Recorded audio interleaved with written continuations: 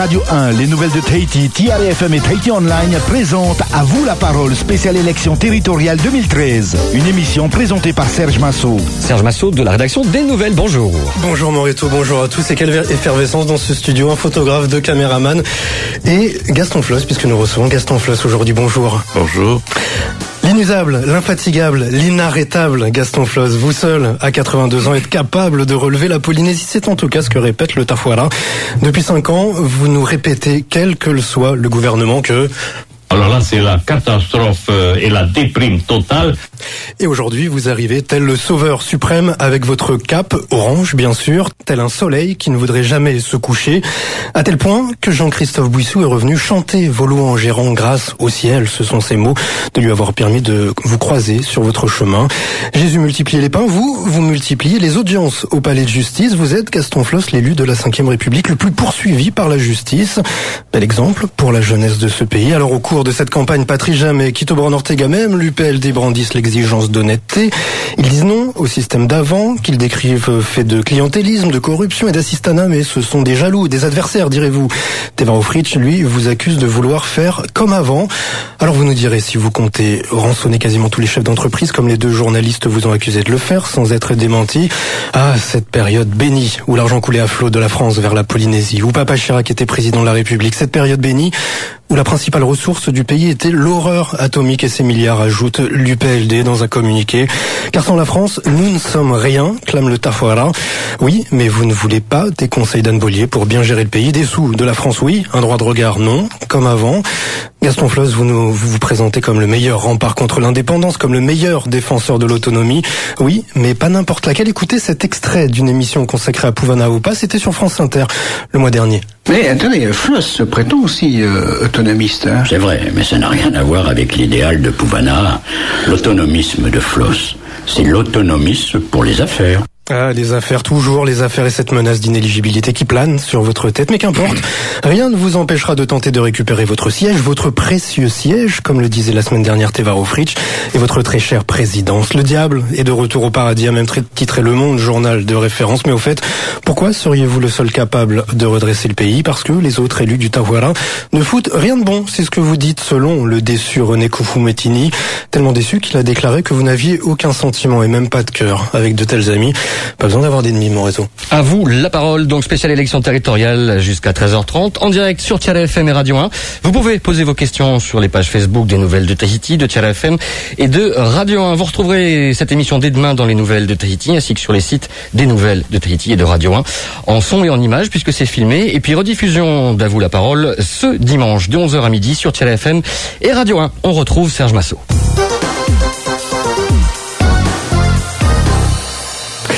Une heure à vous la parole avec Gaston Floss. Donc première question, Gaston Floss. La semaine dernière, Tevaro Fritsch était à votre place et il vous a demandé une chose, c'était de passer le flambeau, de passer la main, en l'occurrence à lui. Qu'est-ce que vous lui répondez, qui peut toujours rêver?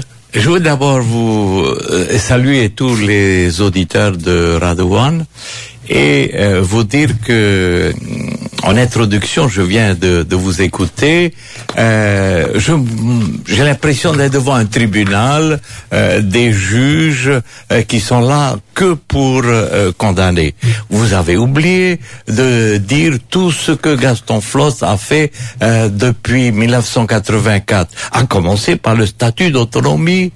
S'il n'y avait pas ce statut d'autonomie, où serions-nous aujourd'hui? Toujours dans le système colonialisme d'avant 1984. Et c'est grâce à Gaston Floss que la Polynésie française jouit d'un véritable statut d'autonomie où le responsable de ce pays est un élu polynésien et non plus un fonctionnaire d'État comme cela a été avant. Ça n'a pas été facile puisque il a fallu endosser toutes les responsabilités qu'assumaient les gouverneurs de l'époque. Mais nous l'avons fait et je pense que nous avons réussi cette autonomie. C'est la raison pour laquelle, d'ailleurs, le gouvernement de la République, en 1996 et en 2004, ont accepté une évolution de ce statut et celui de 2004, pour reprendre les termes du président de la République, Jacques Chirac, ce statut n'est plus un statut d'autonomie. Nous avons dépassé le cadre de l'autonomie puisque l'État a accepté de partager certaines de ses compétences régaliennes avec les Polynésiens. Et si l'État nous a fait confiance, et si ce statut a été voté à la quasi-unanimité, monsieur, à l'unanimité et à l'Assemblée nationale et au Sénat, eh bien, c'est parce que les Polynésiens méritent cette confiance de l'État.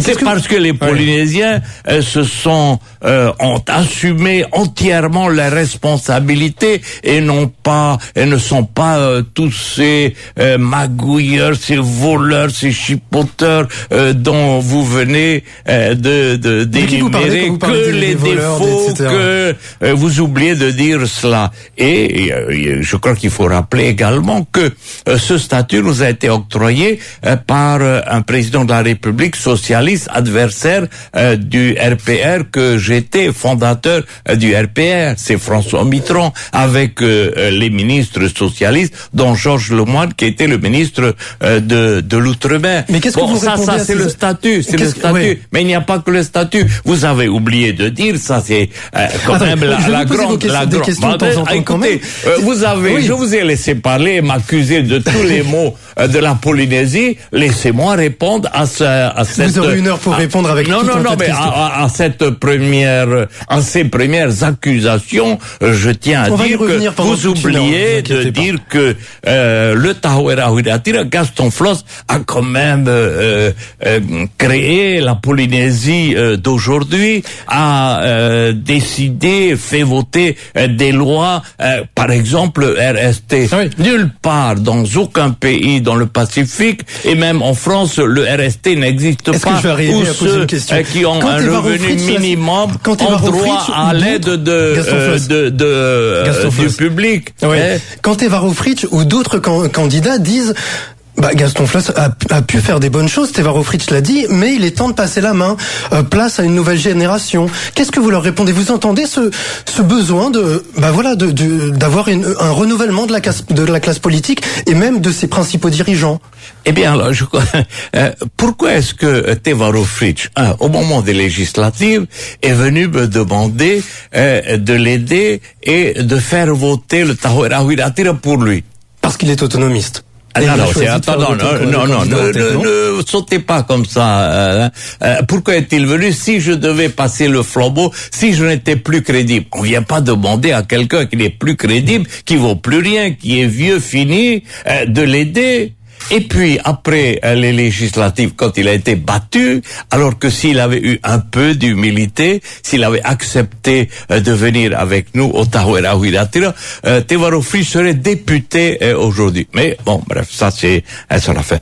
Donc, après les législatives, attendez, après les législatives, il est revenu me voir pour me dire, est-ce que nous pouvons travailler ensemble? Mais bien sûr, tu peux. Est-ce que je peux garder mon parti? Mais bien sûr, Ohiva, bien sûr, il n'y a pas de problème. Ah bon, très bien. Et il est venu 3-4 fois prendre le petit déjeuner avec moi. Très très bien. À aucun moment, il a dit, tu sais, ça suffit comme ça, tu es un vieillard, passe-moi le flambeau, ou même passe-le à Édouard Fritsch. Mais je crois que c'était pas pour Édouard Fritsch, le flambeau c'était pour lui. Et il paraît que vous lui avez répondu. Il paraît que vous lui avez répondu, je ne peux pas passer le flambeau c'est moi. Il m'en a jamais parlé. Jamais il a évoqué le problème du flambeau. Et d'ailleurs, je voulais venir toujours avec Édouard Fritsch. Il n'a jamais voulu qu'il y ait un témoin à nos rencontres. Et pour cause.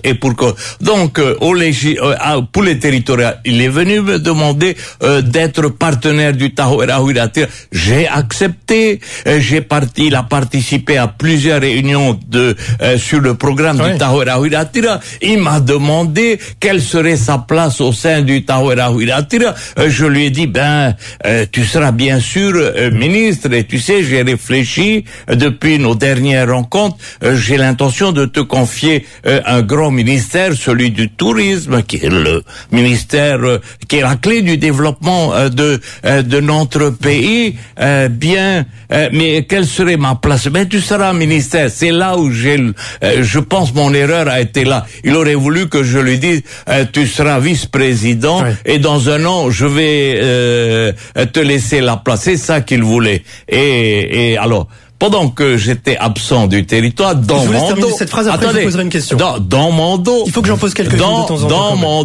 Dans mon dos, Monsieur Tevarofritch, pendant que nous prenions le petit déjeuner, à la sortie du petit déjeuner, il courait chez Nicole Bouteau, chez Philippe Schill et chez tous les autres, chez Ronnie Toumahaï, pour essayer, bien sûr, de composer cette liste. Et jamais il a eu la franchise de m'appeler et de me dire, écoute, je suis navré, mais je pense que j'ai pas d'avenir avec toi. Et pourquoi pas? Il aurait pu le faire. J'ai pas d'avenir avec toi. Je suis en train de monter un parti où je vais devenir président de la police. Même pas. Il a pas eu cette franchise-là. Et bon... Laissons Tevarofritch de côté pour vous. C'est vous qui en avez parlé, voilà, bien sûr. De côté, bien sûr que... On entend souvent, pour poser ma question autrement, on entend souvent le Tahouera dire que seul Gaston Floss peut relever le pays. Est-ce que ça signifie que vous êtes irremplaçable? J'ai pas dit ça, je l'ai jamais dit ça. Mais en tous les cas, regardez une chose. C'est ce qu'on entend souvent parmi vos militants. Il y a eu les primaires au Tahouera Huiratira, et il y a eu. Attendez, je vais vous dire la confiance que les adhérents du Tahouera Huiratira ont envers moi. Il y a eu 1524 présidents de section qui sont venus et qui ont participé aux primaires sur les 1550, je crois. Une vingtaine n'avaient pas pu se joindre à nous. Eh bien, les 1542 ont voté pour moi comme tête de liste du Tahouera Huiratira. Il n'y avait aucun autre candidat, et cependant le dépôt de candidature était ouvert, les délais étaient largement suffisants. J'ai été élu tête de liste par 1542 présidents de section, représentant chacun 20 adhérents. Donc il y avait 30 000 Tahouera Huiratira qui ont voté pour moi. Mais quand Patrice Jamais, quand Quito Bruno Tevarofritch, on n'en parle plus. Quand plusieurs candidats disent il faut changer toutes ces classes politiques, ils se sont alliés, ils se sont désalliés, tout ça on ne les croit plus personne ne les croit. Il faut changer. Vous entendez ce message qui s'adresse à vous, mais à d'autres aussi? Mais c'est pas à eux à me dire à dire changer. C'est à la population de décider. C'est à la population. Nous verrons le 21 avril. Nous avons vu qui a conduit la liste du Tahouera Huiratira aux dernières législatives. C'est Gaston Floss. C'est lui qui a présenté les candidats. En quelque sorte, la confiance que les électeurs ont fait à nos députés, c'est à moi et c'est au Tahouera Huiratira que cette confiance a été accordée. Et vous verrez le 21 avril. Allez, laissez-moi parler un petit peu. Une question, je reconnais assez naïve. Vous menez une équipe que vous présentez comme compétente et renouvelée. Oui. Voilà, quelle une gentillesse pour vous. Oui. Mais vous n'êtes pas le seul. Il y a d'autres listes qui promettent des candidats jeunes, avec compétents, renouvelés. Mais eux, ils promettent aussi des candidats honnêtes et intègres. Pourquoi pas vous? Pourquoi est-ce que vous n'utilisez pas ce qualificatif? Alors, il y a la compétence, c'est sûr. Il y a le renouvellement, c'est sûr. Sur les 73 candidats du Tahouera Huiratira, vous avez 62 personnes, hommes et femmes, qui n'ont jamais siégé à l'Assemblée de Polynésie française. Mais dans votre discours, soit un renouvellement, écoutez-moi, dans votre discours, de 85%. Qui dit mieux? Dans votre discours lors de la marche du Tahouera Papeete, je vous ai entendu dire on a des candidats compétents, renouvelés, mais vous n'avez jamais dit des candidats honnêtes et intègres. Pourquoi vous ne le dites pas? D'autres le disent. Mais ils sont honnêtes et intègres. Vous n'allez pas me dire Nouya Loré, Marcel Tuyani Junior. Non, mais pourquoi vous n'avez pas dit? Parce qu'on se dirait. Parce que ça vient. Parce que ça ne serait pas très crédible. Ils en font un élément de campagne électorale, alors que nous c'est tout à fait normal. Un homme qui se présente aux élections doit être honnête, intègre. Et moi, je vous répète, je n'ai jamais détourné de fonds publics. Je n'ai jamais employé, il n'y a jamais eu d'emploi fictif dans mon gouvernement. Bon, je vais redire la même chose que mon collègue, puisque vous redites la même chose, condamné définitivement pour détournement de fonds publics, pour avoir fait payer sa femme de ménage par l'Assemblée, condamné définitivement le 27 mars de 2012. Mais à l'inverse, comment est-ce qu'on peut se dire compétent pour gérer le pays quand on a été condamné pour corruption en première instance ou pour détournement de fonds? Et après, mais regardez dans l'affaire des sushis. Ici, j'ai été condamné à des peines d'amende. C'est vrai, je le nie pas. J'ai été condamné ensuite à 6 ans. La Cour de cassation, je vous reconnais. Attendez, 6 ans d'inéligibilité. Je fais appel. Je vais devant le Conseil constitutionnel. Je vais devant la Cour de cassation. Je gagne. On me renvoie devant la Cour d'appel. De 6 ans d'inéligibilité, je ressors 0. Je n'ai pas parlé je suis blanchi sur le cas de l'inéligibilité. Alors, expliquez-moi comment faites-vous? Tout récemment, vous avez assisté au jugement sur les soi-disant emplois fictifs qui ne sont pas des emplois fictifs, et c'est absolument faux, et il n'y a pas eu de détournement de fonds publics non plus. Alors, j'ai été condamné en première instance. Attendez, mais laissez-moi parler. J'ai été condamné en première instance à 4 ans de prison ferme. Vous faites rire vos camarades. Je vais en appel et ça disparaît. Je n'ai plus de peine de prison, sinon de sursis.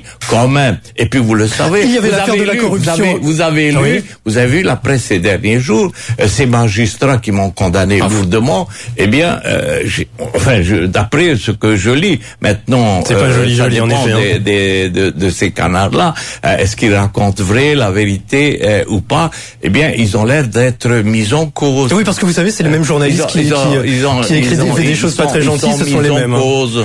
Pour reposer ma question à l'inverse, comment on peut se dire compétent quand on a été condamné pour corruption? C'est Patrice Jamais, il y a 2 semaines, qui nous disait gérer l'argent public, on doit encore mieux gérer qu'une entreprise parce qu'on est responsable des deniers publics pour la population. Comment on peut se dire compétent quand on a été condamné pour corruption, même en première instance? Qu'est-ce que vous appelez par être compétent, alors? Expliquez-moi. C'est vous qui... Non, c'est vous qui parlez de compétence. Qu'est-ce qu'un homme compétent, selon vous? Disons que quand on met quelqu'un pour gérer l'argent, c'est mieux qu'il ne soit pas condamné pour corruption ou pour détournement de fonds publics. C'est tout? C'est tout ce que vous demandez à ce monsieur-là? Non, mais quand on parle d'honnêteté, c'est quelque chose d'important. La compétence pour vous, c'est de ne pas avoir été condamné? Oh, il y a d'autres choses pour être compétent, mais c'est quand même important.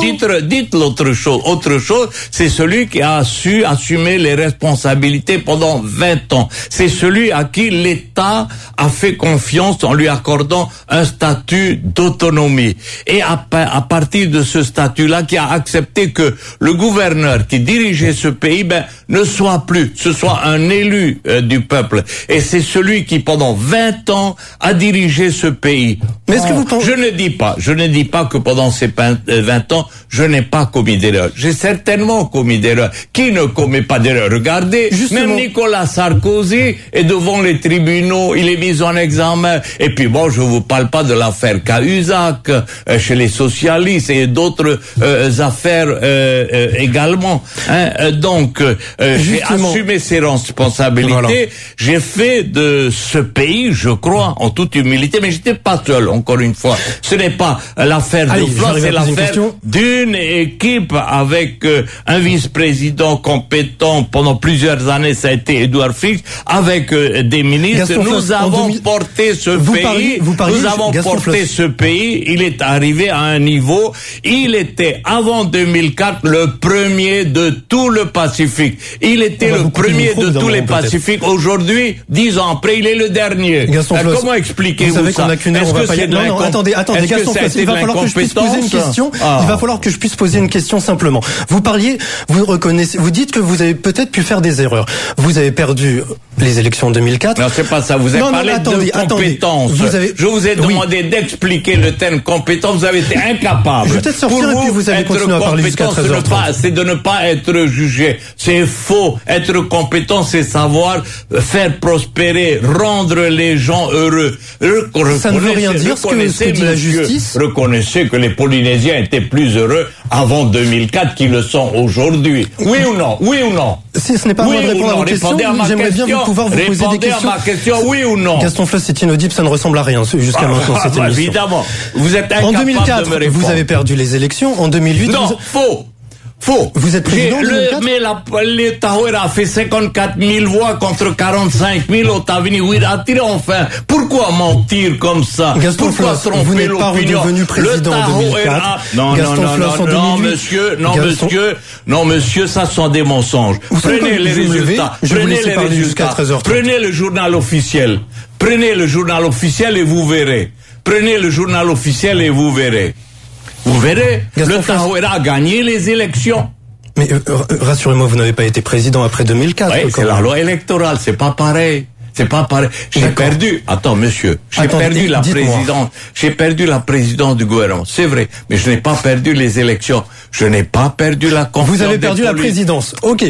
Mais j'ai gagné en voix et j'avais la confiance de la majorité des Polynésiens. J'ai gagné la confiance de la majorité des Polynésiens avaient confiance en moi. À votre avis, pourquoi en 2004 vous n'avez pas regagné la présidence et pourquoi en 2008 est-ce que les Polynésiens ne vous ont pas fait confiance? À votre avis, quelles erreurs vous avez fait et que la population a pu vous reprocher en 2004 et en 2008? C'est tout simple comme question. Monsieur, arrêtez de tromper l'opinion. Non, c'est une question. En 2004, monsieur, en 2004, le Tahoeira a gagné les élections. Regardez, faites venir le journal officiel de regarder. Ah bon, 2008. Ok, ça c'est autre chose. Bon, d'accord. Ne mélangez pas alors. À votre avis, pourquoi vous reconnaissez qu'en 2004, le Tahoeira a gagné?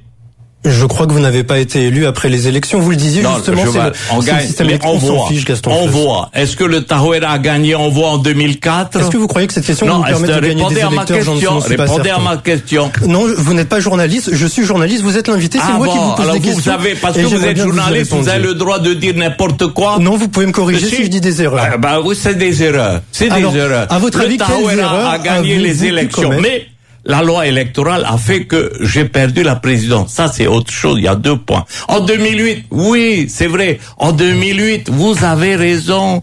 Le Tahoeira a perdu les élections. Pourquoi? Pour quelle raison? Pourquoi? Pour la rencontre avec Oscar Temaru le 7 juillet 2007. C'était une erreur? Non. Non, parce que je l'ai fait. Les électeurs qui n'ont rien compris alors? Je l'ai fait parce que, j'ai voulu vraiment que et c'est le protocole d'accord que nous avons signé avec Oscar. Je vais vous lire ce protocole. Non. C'était une bonne chose ou pas? C'est intéressant. C'était une bonne chose parce que ou pas, le peuple polynésien, c'était pour assurer la stabilité et l'apaisement. C'était pour assurer la réconciliation et la paix. Visiblement, les électeurs ne l'ont pas compris. Oui. Mais attention, ce qui est important. Donc, bien sûr, ils n'ont peut-être pas compris. Mais ce qui est important, c'est que chacun et Oscar Temaru et moi, nous n'avons pas renié, en tous les cas, moi, je n'ai jamais renié mes convictions. Et la parole donnée, vous vous en souvenez?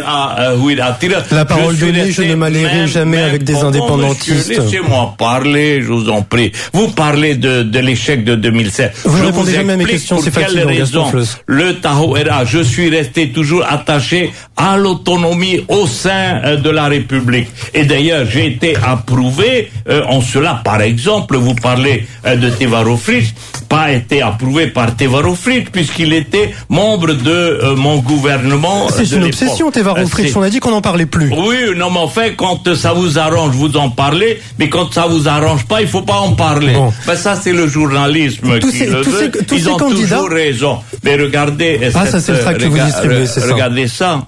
On va le montrer à la caméra si vous voulez, non? Tous les autres candidats parlent de la période d'avant, qu'ils ne veulent pas revivre la période d'avant 2004, etc. Vous, à chaque fois, vous dites, vous demandez même à la télé, mais rappelez-moi, qu'est-ce que c'est que cette période d'avant? C'était comment? J'ai trouvé un témoignage, vous me direz exactement ce que vous en pensez. On l'écoute tout de suite, c'était Bill Ravel, c'était il y a 3 ans, il était invité de cette émission.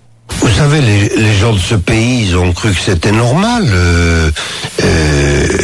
Ils ont cru que c'était normal ce qui se passait. Il y avait des gens qui allaient sans doute avec leur petit sac.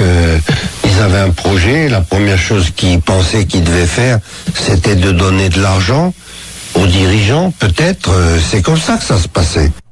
Voilà, ça c'était Bill Ravel il y a 3 ans. On a Hubert Haddad également dans le livre des 2 journalistes du Monde qui dit qu'il n'y a pas un homme d'affaires qui ne soit passé à la casserole ici.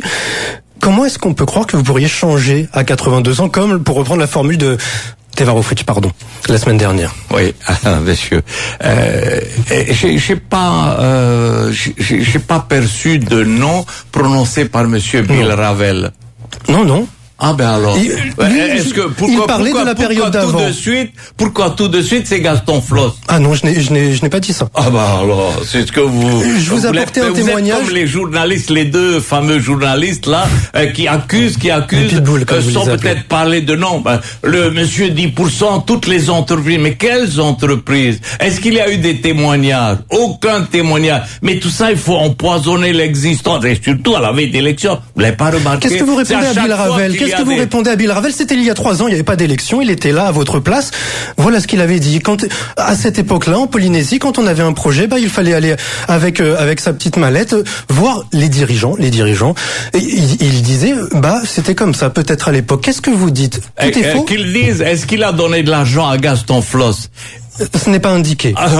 Oui. C'est un témoignage sur cette période. Est-ce que c'était le cas? Qu'est-ce que vous lui répondez? Avec un sac d'argent. Écoutez, monsieur Ravel m'a prêté de l'argent, oui.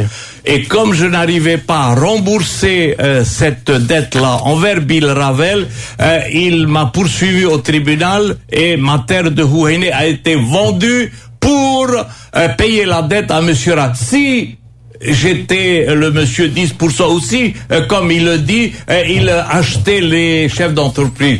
Vous croyez qu'il aurait mis en vente mon terrain, que j'aurais été traduit devant les tribunaux? J'ai payé ma dette et je ne dois rien à monsieur Ravel. Mais lui, il devrait peut-être devoir beaucoup à la Polynésie. Ah oui, ça c'est la justice. Là, vous faites confiance à la justice pour ce cas-là? De tout ce qu'il a profité, tout ce qu'il a... Bon, mais ça, c'est pas là. C'était l'époque d'avant, quand il a profité? C'est pas l'objet. C'est pas l'objet de cette discussion. En tout cas, vous répétez que quand vous étiez président du pays, l'économie se portait bien. Et on peut vous le reconnaître, ça se portait mieux qu'aujourd'hui. Voilà, un bon point. Ça se portait bien. Le social également. Il y avait le taux de chômage était, savez, je n'ai pas posé une question, là. Le principe, n'était que de 11%. Voilà. Aujourd'hui, il est de 25%. Le taux de croissance. C'est exactement ce que je veux dire. Je suis d'accord avec vous. Le taux de croissance était positif, environ plus 5%. Aujourd'hui, il est négatif. Jamais on a vu ça. Eh bien, vous savez, je suis allé on a vu ça. Pour en savoir un petit peu plus. Vous n'en parlez jamais. Pour savoir si, exactement. Écoutez-moi, regardez, je vais vous lire ça, vous allez être content. Il faudrait peut-être également le dire. Regardez, attendez, je vais le dire. Attendez une petite seconde. Je suis allé sur le site de l'Assemblée de la Polynésie, sur le site historique, une très bonne source, j'imagine, puisque vous y êtes représentant. Il est indiqué qu'en 2004, le gouvernement a voulu établir un bilan des 10 années du pacte de progrès. Un travail accompli par Christian Vernaudon.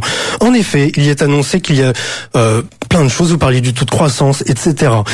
En même temps, il est dit qu'il y avait 20% de la population, 40 000 personnes qui étaient en situation précaire encore. Comment on peut dire que c'était merveilleux alors qu'il y avait encore 20% en situation précaire, en situation de pauvreté, alors que c'était l'abondance comme vous le racontez?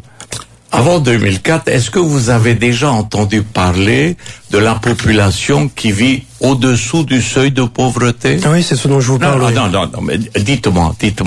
Est-ce que avant 2004, il y avait une partie de la population qui vivait sous le seuil de pauvreté, c'est-à-dire avec un revenu inférieur à 1600 francs par jour? 20 personnes en situation précaire, ce n'est pas loin de la richesse quand même. Répondez à ma question. Non, c'est vous qui répondez à ma question. Est-ce que en Polynésie, il y avait des personnes qui vivaient au-dessous du seuil de pauvreté? Non, soyez honnête, il faut le dire. 20% de la population en situation précaire. Ça n'existe pas. Ceux qui avaient un revenu, de la Polynésie, ceux qui avaient un revenu, n'importe qui peut écrire n'importe quoi. Ce sont des historiens. Quels historiens? Vous connaissez des historiens ici, ceux qui débarquent ici comme simples professeurs et qui se proclament historiens, c'est facile. Et vous laissez écrire n'importe quoi sur le site de l'Assemblée alors? Je serais un docteur ou ingénieur à ce niveau-là. Non, il faut être raisonnable. raisonnable. Soyez très raisonnable. Eh bien, monsieur, ayez là l'honnêteté de reconnaître que avant 2004, ce pays marchait quand même mieux. Sur le plan financier, il n'y avait aucun problème. Aujourd'hui, ce pays est en état de cessation de paiement. C'est la faillite. Heureusement que le président Hollande est venu les meilleurs spécialistes économiques. Heureusement. Sur le plan, si on parlait tous les deux en même temps, personne ne va rien comprendre. Sur le plan économique, le tourisme était florissant, 50 milliards de revenus par an. Il y avait la perle était à 5 000 francs le gramme, alors qu'il est qu'à 480 ceux qui regarderont la vidéo, laissez-moi parler un peu. Écoutez. Il est 13h, on marque une pause, Moreto.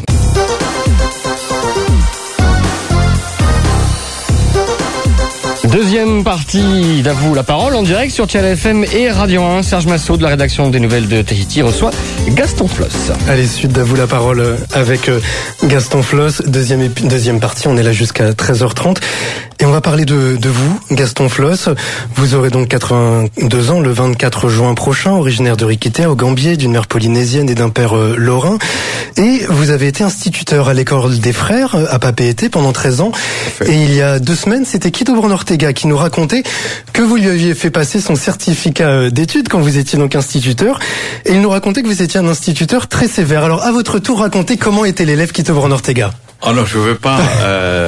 D'abord, excusez-moi si je me suis emporté dans la première partie de notre interview. Bon, bref. Quito Bruno Ortega, oui, je me souviens bien de cet élève-là. Il était plutôt parmi les élèves sages.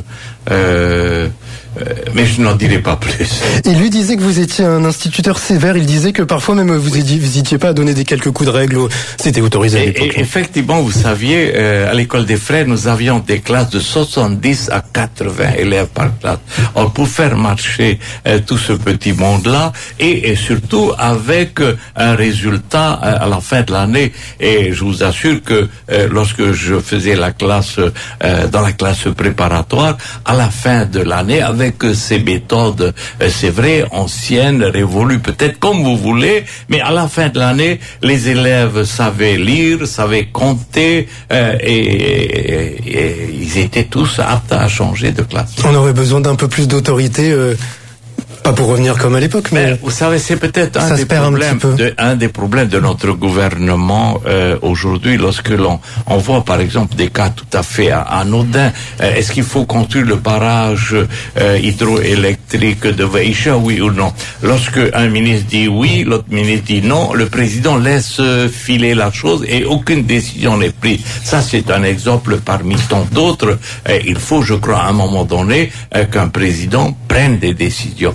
Bon, elles sont bonnes, elles peuvent ne pas être bonnes, et on peut se tromper, mais enfin, que l'on prenne une décision et qu'on assume ses responsabilités. Il faut un chef, et actuellement, vous n'avez pas l'impression qu'il y ait un chef à la tête du gouvernement. On le recevra la semaine prochaine, donc. Ah non, il n'y a pas du tout de chef, il n'y a plus de chef. Le pays est à la dérive. Alors, reprenons le fil de votre parcours. Donc, premier mandat politique en 1963, il y a 50 ans, comme chef du conseil de district de Pirée.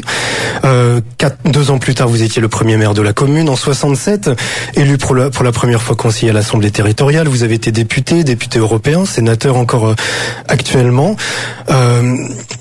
Vous avez voilà.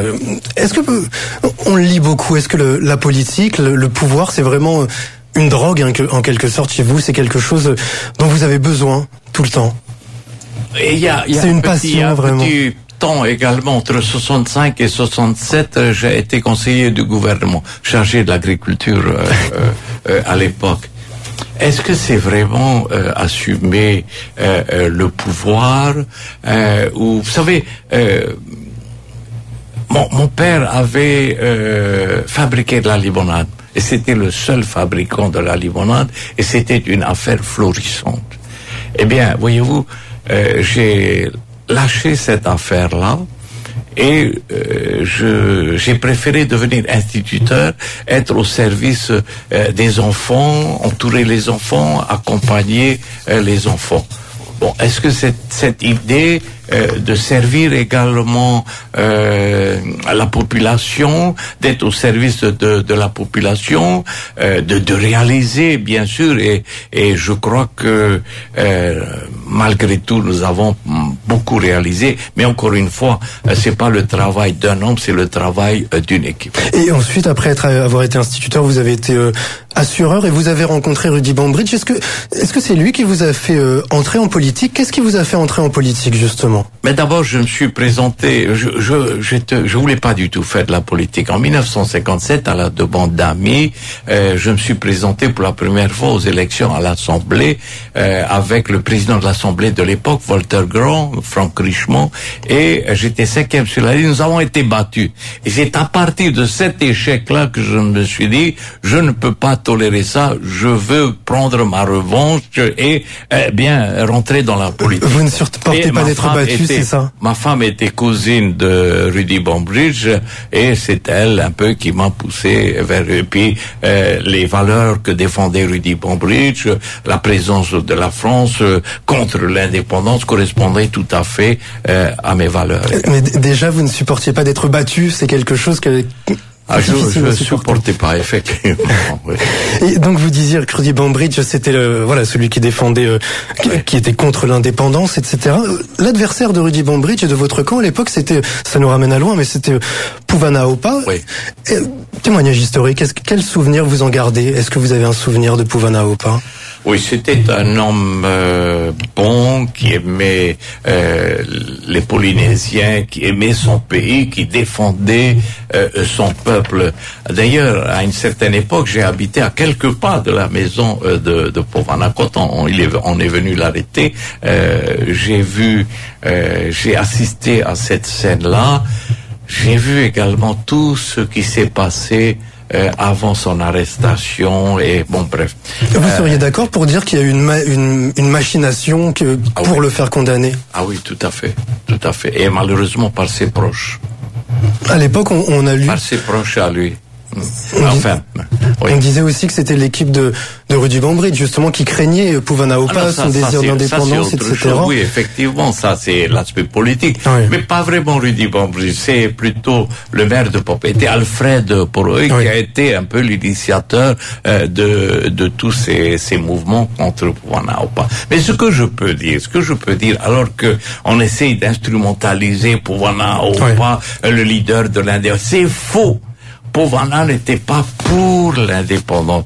Il était pour protéger les Polynésiens, que les emplois soient réservés aux Polynésiens, que l'on protège les terres, que c'était avant tout cela. Et vous savez, j'ai souvent discuté avec un Mais vous étiez quand même opposé à lui à l'époque. Rudy Bambridge était opposé à Puvana-Aupa à l'époque. Oui, tout à fait. Oui, ça c'est... et je pense que il était là. Heureusement qu'il a peut-être lui défendu les dérives. Et encore une fois, non pas de Povana, mais de son entourage, de ceux qui vraiment l'utilisaient. Et je le dis encore une fois, c'est un vieux chef de Fetoula avec qui j'ai souvent discuté et qui me disait, tu sais, Povana n'était pas pour l'indépendance. Il voulait pas que notre pays soit séparé de la France. Mais avec le recul, aujourd'hui, je pense que si Povana était de notre temps, c'est l'autonomie qu'il aurait voulu. Il aurait voulu rester à la France, mais demander à la France de nous donner, de nous transférer toutes les compétences pour que nous puissions diriger et assumer les responsabilités dans notre pays. C'était ça l'idée de Povana. Et est-ce que vous êtes d'accord quand Édouard Fritsch, le 15 février à l'Assemblée, a dit que Povana, ce n'était pas une grande lumière en matière politique? Non, je suis pas tout à fait. Effectivement, il n'a pas fait les grandes écoles. Son école à lui, c'était l'école du dimanche, c'était la Bible. Mais personne, j'ai jamais vu depuis, personne aussi bien que lui ne connaissait la Bible et savait utiliser la Bible. Je dis pas manipuler, parce qu'avec un verset de la Bible, on peut faire dire le pour et le contre, mais mais c'était un homme honnête et qui aimait son pays. Avançons un petit peu pour toujours sur votre carrière. En 1986, vous avez été nommé secrétaire d'État dans le gouvernement central, le gouvernement de Jacques Chirac. Vous étiez en charge du Pacifique Sud. Et la semaine dernière, pardon d'y revenir, Teva Rohfritsch a résumé votre action au secrétariat d'État. Il disait que votre action, c'était aller dans les pays du Pacifique pour vanter la propreté des essais nucléaires français. Maintenant, avec le recul, puisqu'il y a eu la loi Morin, est-ce que vous regrettez d'avoir accompagné cette période des essais nucléaires et les mensonges qui ont pu arriver à aller avec? Non, d'abord, ce que je voulais dire, contrairement à ce que ces deux journalistes, est-ce que ce sont des journalistes? Je ne sais pas. Hein, ces deux, ils travaillent pour un quotidien de référence, vendre leur papier ou vendre leurs livres, je ne sais pas. Elles sont des commerçants plutôt qu'autre chose. Eh bien, jamais je suis intervenu auprès de Chirac, auprès de qui que ce soit pour avoir un poste dans le gouvernement. Jamais j'imaginais un jour que je serais. Quand j'ai reçu le coup de fil j'étais ici, on me dit, viens à Paris, Chirac veut te voir, pourquoi? Personne. C'est arrivé à Paris que lorsqu'on m'a dirigé chez Bernard Pons, qu'il m'a dit, oui, c'est ça. Bon, mais j'ai assumé ces responsabilités-là. J'avais deux missions. La première mission, c'était d'expliquer la politique de la France en Nouvelle-Calédonie. L'évolution à laquelle on voulait arriver, donner davantage de responsabilités, et puis pour peut-être un jour, selon le choix des Calédoniens, leur accorder l'indépendance. Mais aussi c'était défendre les essais nucléaires propres de la France. Pour les essais nucléaires, écoutez, nous étions tous convaincus. Lorsque le roi de Tonga accepte de venir à Moruroa, lorsque le premier ministre des îles Cook accepte de venir, lorsque plusieurs ministres des gouvernements des États du Pacifique opposés aux expériences nucléaires sont venus à Moruroa, tous, sans exception, y compris le roi de Tonga, nous ont dit, bon, je vois que la France prend toutes les précautions possibles et imaginables pour ne pas que ces expérimentations soient dangereuses. Mais ne me faites pas dire que je suis pour le nucléaire. Je reste opposé à l'arme nucléaire, mais je reconnais que la France fait de gros efforts pour protéger. Bon, c'était ça. Et maintenant je crois que sur ce plan-là, nous avons réussi. Mais maintenant qu'il y a eu la loi Morin, que même l'État français a reconnu les conséquences sanitaires pour la population qui a pu être victime des conséquences des essais, est-ce que vous pouvez avoir des regrets d'avoir couvert cette période et les mensonges qui ont pu avoir lieu? Je peux dire, j'ai pas couvert ces mensonges-là. Ou d'avoir été utilisé le président de la République, le président de la République m'a donné cette mission. J'ai assumé cette mission-là. Mais je savais pas que plusieurs années après, il y aurait ce danger. J'avais vraiment confiance en ce président de la République. J'avais confiance dans les savants du CEA. Alors, est-ce que eux même. Mais je vous assure que si Chirac savait à un moment donné qu'il y avait le moindre danger pour la santé des populations, Chirac aurait déjà arrêté ses essais nucléaires. Je me demande si lui également, je dis pas qu'il a été trompé, je ne pense pas que les savants du CEA ont trompé, ont menti, mais est-ce qu'ils ne peut-être mesuraient pas suffisamment les conséquences de ces experts? C'est ça le danger. Et avec le recul, est-ce que vous pensez que vous avez bien servi les intérêts de la Polynésie en accompagnant les essais nucléaires? Quand j'étais secrétaire d'État, j'ai bien servi la France. Et évidemment, la Polynésie. Et donc en accompagnant ces essais nucléaires. Oui. Continuons et puis parlons de ces 5 ans de mandature qui se terminent. Depuis 5 ans, vous répétez... tiens, Moreton, on va écouter un petit extrait dans un instant. Depuis 5 ans, vous répétez que que c'est l'instabilité, que le Taoui est responsable de tout ce marasme, de cette catastrophe économique. Mais la semaine dernière, Tevaro Fritsch nous disait que vous aviez peut-être une part de responsabilité dans cette instabilité. Écoutez-le, on en parle juste après. Mais monsieur Gaston Floss, depuis, ce Taoui n'a jamais supporté de ne plus être président et a tout fait pour renverser tous les gouvernements qui se sont succédés, de près ou de loin.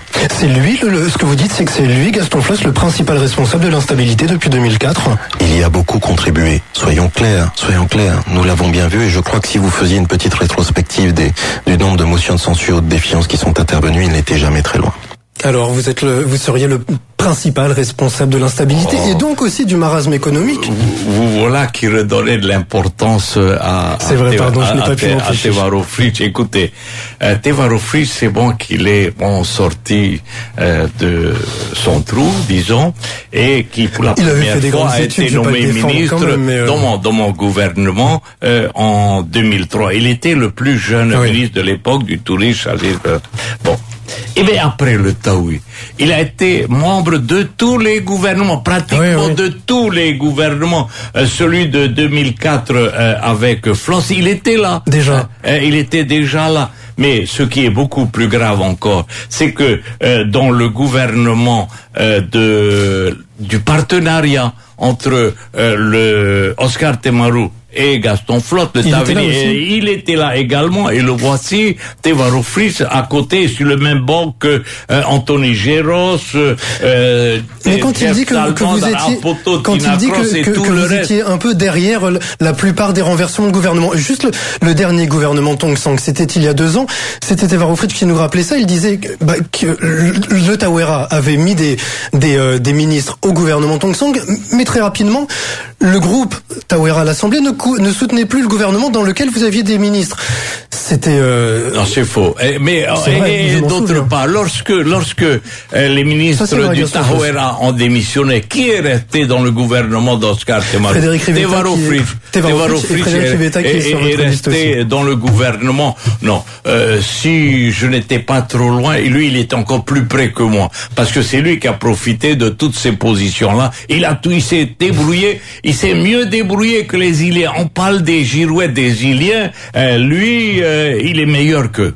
Mais vous êtes allié... Il est meilleur que Foster, Teina et tous les autres. Vous êtes allié un petit peu avec Oscar Temaru, puis un petit peu avec Gaston Tong Sang, vous aviez des ministres dans ce gouvernement et vous ne souteniez plus le gouvernement. Est-ce que vous avez une part de responsabilité dans l'instabilité qu'on a connue depuis 2004 ? Pas du tout. J'avais confiance dans Gaston Tong Sang vers la fin de son mandat, et c'est nous, avec Jean-Christophe Bouissou, Teina, Armel Merceron d'ailleurs, Béatrice Ferrodon, nous sommes allés en groupe demander à Gaston Tong Sang de démissionner et de mettre à sa place comme président du gouvernement Édouard Fritsch et comme vice-président Jean-Christophe Bouissou. Malheureusement, il s'est entêté, et c'est par son entêtement que Oscar Temaru est redevenu président en 2009 jusqu'à aujourd'hui. Parlons de votre peut-être futur gouvernement. Vous parliez de Jean-Christophe Bouissou et Édouard Fritsch. On entend dire que Jean-Christophe Bouissou aurait la vice-présidence du pays. Est-ce que vous allez lui donner ? Non, nous n'avons pas encore, les décisions ne sont pas définitives, mais ce qui est nouveau également au Tawera, mais puisque vous parlez de liste, certains parlent des listes de maires. La liste des maires est celle du Tawera Atira. Sur la liste des Tawera Atira, il y a 16 maires, alors que la liste de Tevaro Fritsch, qui est soi-disant, il y en a que 8, à l'UPLD, n'en parlons pas que 5. Bref. Mais quand même, est-ce que Jean-Christophe Bouissou sera bien récompensé, parce qu'il est très très très gentil avec vous. Il vous a quitté après 2004, il a fait son parti, il est allé avec Tong Sang, et puis là il vous dresse des louanges, comme je le disais tout à l'heure.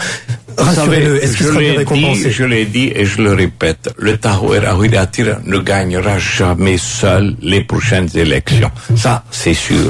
Le temps est révolu où nous obtenions la majorité. Il aura une belle place au gouvernement, Jean-Christophe Bouissou? Non, Jean-Christophe Bouissou ne sera pas au gouvernement.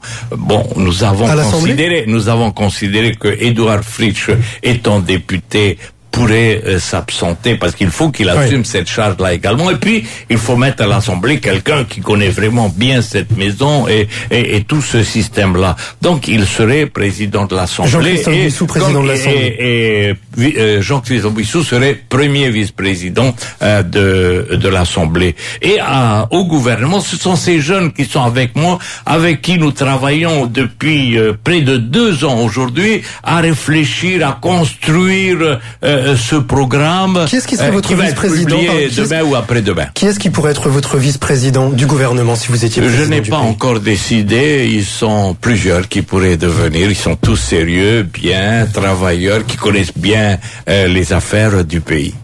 Parlons un petit peu de votre programme, puisqu'il a été publié sur votre site hier, je crois. Oui. Alors, vous aviez dit la semaine dernière sur Polynésie Première à la télé que votre première loi que vous feriez voter, ce serait la loi sur les PPP, les partenariats publics-privés, c'est bien ça? Oui, ce serait une des premières lois, et celle-là est importante puisque nous voulons donner au privé la place qui lui revient dans notre économie. Alors, c'est un système qui permettrait au privé d'assumer des fonctions des missions de service public dans une période de crise économique. C'est bien ça, vous m'arrêtez si je me trompe. Écoutez, prenons le cas du terrain de Maman. À Maman, vous avez là un ensemble foncier très important de 7 hectares. Oui. 5 hectares qui appartiennent au territoire, 2 hectares à la commune de Papeete. Bon, nous avons commencé à en discuter avec le maire de Papeete. Il faut évidemment qu'il y ait un accord. Bon, mais nous n'avons pas les moyens de construire. Nous apportons l'assise foncière et nous disons au privé, écoutez, faisons quelque chose ensemble,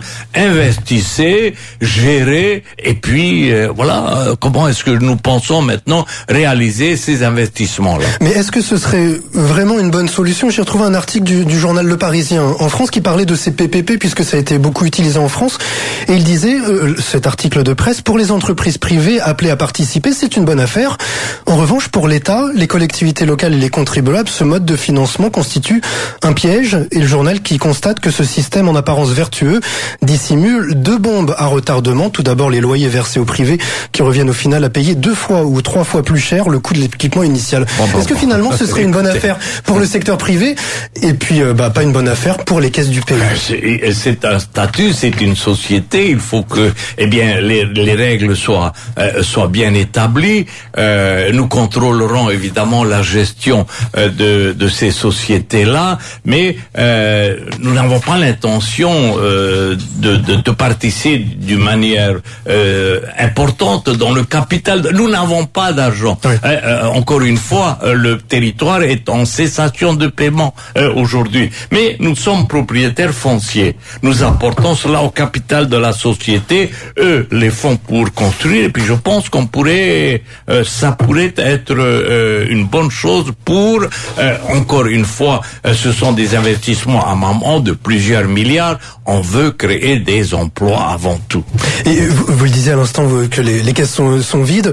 Vous l'annoncez, les 2 premières années, ce seront des années difficiles où il faudra redresser les comptes et après, ça ira mieux. C'est vous qui, enfin voilà, vous le dites. Mais c'est exactement ce que dit, ce que le programme de François Hollande pour la France. Il a dit les 2 premières années, ce sera difficile, il faudra faire des efforts et après la croissance va revenir et ça devrait aller mieux. Simplement, ça fait seulement 10 mois que François Hollande est président de la République et les gens, visiblement, ont du mal à voir la fin du tunnel. Ils se disent on va encore faire des sacrifices, mais c'est pas certain que ça aille mieux un jour. Monsieur Basso, pourquoi à chaque fois prendre exemple sur Paris, le Parisien, sur François Hollande? Mais oui, c'est ma question. Nous sommes en Polynésie. Oui. Nous sommes en Polynésie ici. Nous allons vraiment appliquer pendant ces 2 premières années. Ce seront 2 années de rigueur. Mais à commencer par les pouvoirs publics. Nous allons diminuer les indemnités des présidents de l'Assemblée, du gouvernement, des maires, les cabines. Le gouvernement, lui, ne sera composé que de 8 ministres au lieu de 10 ministres.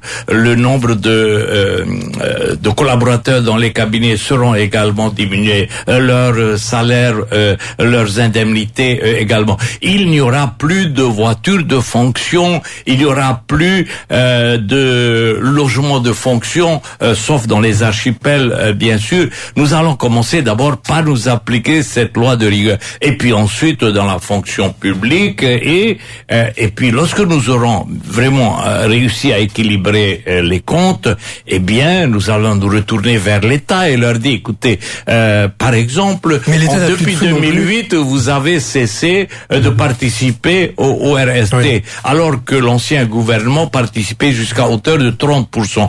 Est-ce que vous ne pourrez pas reprendre ces versements de l'ordre de 3 milliards 200 millions par an, la convention santé solidarité également. Mais l'État n'a plus nous avons toujours réussi jusqu'à présent ces discussions avec l'État. Pourquoi est-ce qu'aujourd'hui l'État ne voudrait pas? Et si mais nous c'est le la faisons, crise, les caisses sont vides aussi en France. Oui, mais nous le faisons au nom de la solidarité. Nous sommes français comme les Bretons, comme les Corses et comme tous les autres. Pourquoi est-ce que eux auraient droit à l'aide de l'État et pas nous? Mais s'il y a plus de sous, ils seront bien trouvés. Hein. On peut les aider. Dans votre programme, vous souhaitez également réécrire le code minier.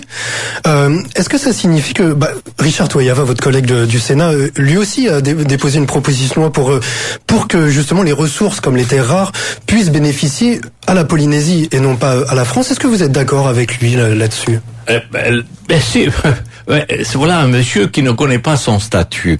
Le statut... réformer le code minier. De quelle manière vous souhaitez le réformer? Nous voulons faire en sorte que les choses soient précisées. Mais aujourd'hui, dans le statut de 2004, il est bien précisé que l'exploration et l'exploitation des ressources de la mer sont de la compétence du territoire. Et même il faudrait agir pour que notre zone économique soit élargie, car tout ce qui est en dehors de la zone économique nous échappe. Par contre, ce qui est dans la zone économique, c'est de notre compétence. Et là, je pense que la France pourra nous aider dans ce domaine-là. Il y avait aussi une autre proposition. Pour l'emploi, vous souhaitez reconstruire et améliorer la plateforme aéroportuaire de Tahiti Fa'a. Mais simplement, je crois que c'est déjà prévu. C'était une interview de l'ancien directeur de l'aéroport de Tahiti le 27 septembre dans les nouvelles, et qui expliquait que ça y est, on va attaquer les gros investissements sur Tahiti Fa'a. D'abord les parkings avions gros porteurs, etc. On va commencer par ça à la fin de l'année, donc l'année dernière.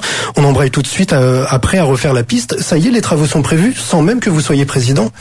Non, c'est faux, c'est faux. Ah mais c'est écrit là. Oui, mais ça c'est du bricolage. Nous, c'est pas du bricolage que nous faisons. Vers la fin des travaux de l'hôpital de Taoné, il nous fallait également trouver un autre chantier de grande envergure, mais un investissement productif. Et nous avons pensé à l'aéroport. Et je suis intervenu, j'ai demandé au président Chirac de nous transférer la propriété de l'aéroport Tahiti Fa'a, ce qu'il a accepté. Et il m'a conseillé de faire les études par ADPI, un aéroport international de Paris. Et nous avons ces études, les dernières études nous sont parvenues en avril 2004. Et ce qui était intéressant, c'est que le président de la République était d'accord à participer à hauteur de 30% dans cet investissement qui était estimé entre 50 et 60 milliards. Mais aujourd'hui, ils sont déjà en train de rénover l'aéroport de Tahiti. Vous n'allez pas... Tout, alors que là, ils sont en train de le rénover. Vous allez rénover comment? Tout mettre en l'air c'est du bricolage. Rénover comment? Nous sommes quand même les premiers utilisateurs. On pourrait peut-être nous en parler.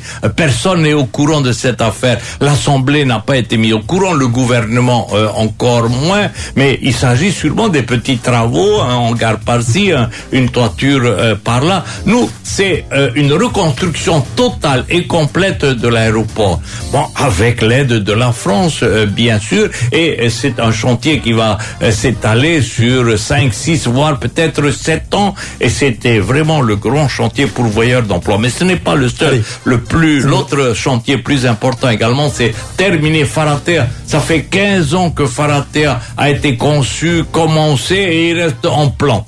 Il nous reste une minute. Incapable. Je vais vous poser 3 dernières questions. En une minute, des réponses rapides si possible. Le projet chinois de aquaculture à AO, si vous étiez président, est-ce que vous arrêteriez tout ça ou est-ce que vous allez continuer? Le Tahoe Rahuiratir a voté contre la proposition qui nous a été faite à l'Assemblée de Polynésie. Non, pas contre donc le fond. Si vous êtes élu, c'est terminé. Ah non, je dis pas ça. Nous voulons voir exactement qu'est-ce qu'il y a dedans, parce que le président est venu avec une feuille de papier, voilà le projet. Non. Ça, c'est la feuille de si ce n'est que ça, bien sûr, dans ces conditions-là, non. Lorsqu'on dit que les Chinois vont apporter 10 milliards d'investissements, dans quel domaine, quoi, rien. Le congrès du Tawera, il devait avoir lieu ce week-end, finalement il n'aura pas lieu. Pourquoi? Il est reporté pour peut-être entre les deux tours, s'il y a un deuxième tour. Une toute dernière question un peu plus une toute dernière question un petit peu plus personnelle. C'est dans le journal dans le livre de ces deux journalistes du Monde qui ont parlé de votre secret pour séduire les femmes. C'est le killer, ce cocktail. Quelle est la recette du killer? C'est un punch. C'est mon père qui adorait le punch, qui m'a donné cette recette. Rhum, citron, sucre de canne. Oui, ça n'a rien d'extraordinaire. Mais il paraît que c'est très très fort et après. Non, c'est un punch. Et ça marche bien pour séduire. Non, alors non, c'est pas ça. Non, je vous remercie en tous les cas de cet entretien et vous dire que bon, j'espère qu'on comprendra.